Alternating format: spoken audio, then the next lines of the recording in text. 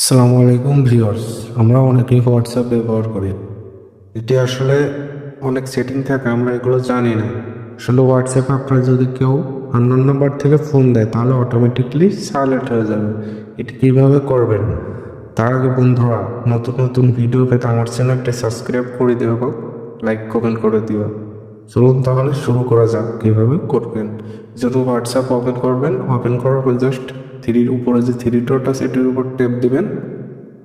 Tap দেওয়ার পর just setting option আসবে, সেটিং অপশনে ক্লিক করবেন। এখান থেকে প্রাইভেসি যে অপশনটি আছে প্রাইভেসি অপশনে ক্লিক করবেন।